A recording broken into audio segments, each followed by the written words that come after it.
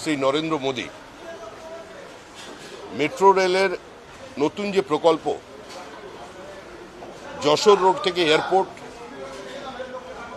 তার উদ্বোধনী অনুষ্ঠানে যোগ দিতে কলকাতায় আসছেন।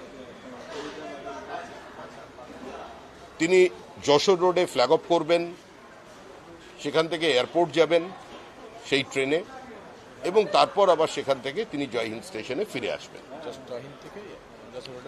যশোর রোডে ফেরত আসবেন।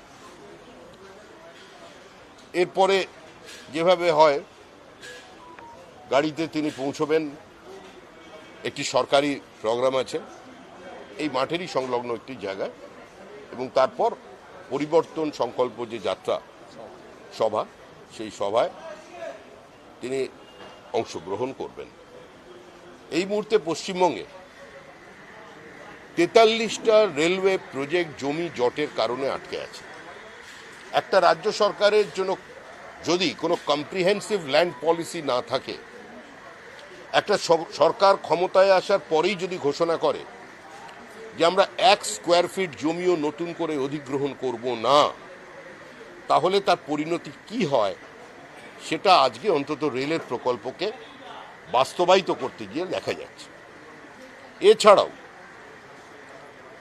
সেক্টর 5 থেকে কলকাতার কানেক্টিভিটি বন্ধ হয়ে আছে শুধুমাত্র একটি স্পটে, চিংড়িহাটার সামনে। আমার সঙ্গে ওখানকার স্থানীয় বিধায়ক এবং মন্ত্রী সুজিত বোসের কথা হয়েছে। তিনি বলেছেন যে রাস্তার এপার পর্যন্ত যা হয়েছে সেটা আমার দায়িত্ব, ওখানে কোনো সমস্যা নেই। কিন্তু মাননীয় দমকল মন্ত্রীর হস্তক্ষেপের পরেও তিনি তার অপারগতার কথা প্রকাশ করেছেন যে তার সামনেই যে 3টি পিলার নিয়ে সমস্যা তৈরি হচ্ছে কলকাতা পুলিশ এবং ট্রাফিক পুলিশের কারণে, যে এত একটা ভালো প্রজেক্ট আজকে সেখানেও স্টলড হয়ে গেছে। এটা অত্যন্ত দুর্ভাগ্যজনক পরিস্থিতি।